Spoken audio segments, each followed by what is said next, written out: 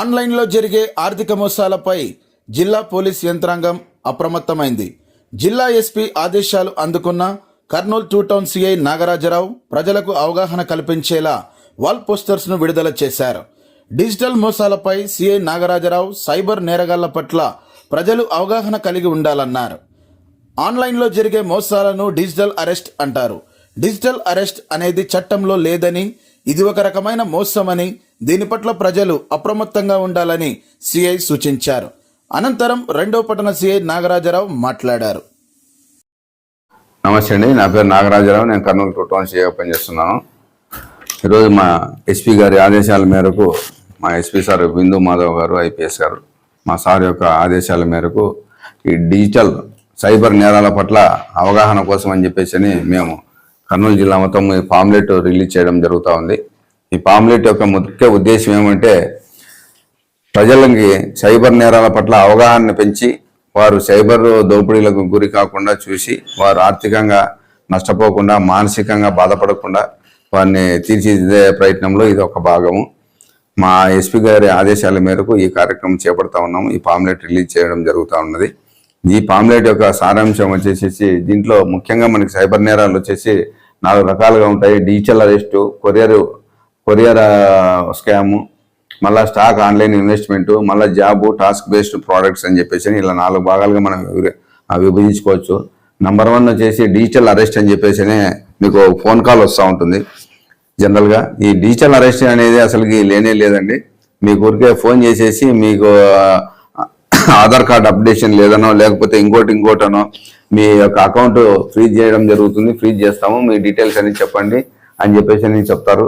అది అంతా కూడా బూటకము, అవాస్తవము. అలాంటివి మీరు నమ్మకండి. అలాంటి సిస్టమ్ అనేది మనకి లేదు. రెండవది వచ్చేసి కొరియర్. మీకు వచ్చిన కొరియర్లు మేము కొరియర్ దగ్గర నుంచి డ్రగ్స్ ఆఫీస్ నుంచి మేము మాట్లాడుతున్నాము. సిఐడినో లేకపోతే కనుక ఎన్పిఐనో ఏదో ఒకటి చెప్తారు వాళ్ళు. అవి మీ పేరు మీద ఒక డ్రగ్ కొరియర్ వేరే దేశం నుంచి వచ్చింది, మీ మీద కేసు నమోదైంది అని చెప్పేసి వెనకాల బ్యాక్గ్రౌండ్ అంతా కూడా సేమ్ పోలీస్ స్టేషన్ సెటప్ పెట్టేసి ఉంటారు. మనల్ని భయపెట్టడానికి చూస్తారు. అలాంటి వాటికి మోసపోద్దండి. ఎవరు కూడా నమ్మొద్దండి. మీకు ఎవరు కూడా పోలీస్ అంటే కనుక మీకు వీడియో కాల్ చేసేసి మీతో ఎవరు కూడా మాట్లాడరు. అది బాగా జ్ఞాపకం పెట్టుకోండి. ఏదైనా ఉంటే ఫోన్ చేసి మిమ్మల్ని రమ్మంటారు తప్ప పోలీస్ స్టేషన్కి మీకు వీడియో కాల్ చేసేసి ఇదంతా పోలీస్ స్టేషన్ చూడండి, మీ మీద కేసు నమోదైంది అని చెప్పేసి ఇలాంటివన్నీ కూడా ఎవరు కూడా చెప్పరు, చేయరు. నెక్స్ట్ వచ్చేసి ఆన్లైన్ ఇన్వెస్ట్మెంట్ అండి.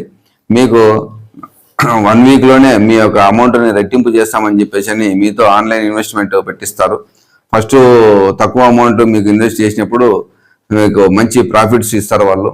తర్వాత మళ్ళీ మీరు ఆ ఎక్కువ మొత్తంలో ఎప్పుడైతే కనుక పెడతారో అప్పుడు మొత్తం అది మీ యొక్క ఐడినే దాన్ని క్లోజ్ చేసి పడేస్తారు. కాబట్టి ఇదంతా కూడా మీరు గమనించి ఎవరు కూడా ఆన్లైన్ ఇన్వెస్ట్మెంట్ చేయొద్దండి. మీకు నియర్ బై మీరు అంతగా ఇన్వెస్ట్మెంట్ షేర్ మార్కెట్లో కనుక మీరు చేయాలనుకుంటే నియర్ బై మీకు దగ్గరలో ఉన్న పాన్ బ్రోకర్ దగ్గరికి పోయేసేసి మీరు దగ్గరుండి అక్కడ చేసుకోవాల్సిందిగా మీకు తెలియజేయమైంది. నెక్స్ట్ వచ్చేసి టాస్క్ బేస్డ్ ప్రోడక్ట్స్, జాబ్స్ అనమాట. మీకు జాబ్స్ ఇస్తాము.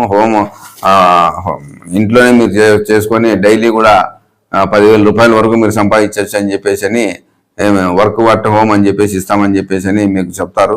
దాన్ని మాకు 2 లక్షలు డిపాజిట్ చేయాలా, 3 లక్షలు డిపాజిట్ చేయాలా అని చెప్పేసి చెప్తారు. అలా చేయడం వల్ల ఏమవుతుందంటే 3 లక్షలు 2 లక్షలు తీసుకుంటారు. మీకు ఒక ఫేక్ డ్యూటీ కార్డు కూడా పంపిస్తారు. ఇవన్నీ కూడా దయచేసి నమ్మద్దండి. ఇవన్నీ కూడా ఆన్లైన్ మోసాలు ఇప్పుడు లేటెస్ట్ ట్రేడింగ్ నడుస్తూ ఉన్నాయి. కాబట్టి దయచేసి ఇలాంటివి నమ్మి మోసపోయేసి మీరు లక్షలు పోగొట్టుకోవద్దని చెప్పేసి మిమ్మల్ని అందరినీ కూడా కోరుకుంటున్నాను. జై హింద్.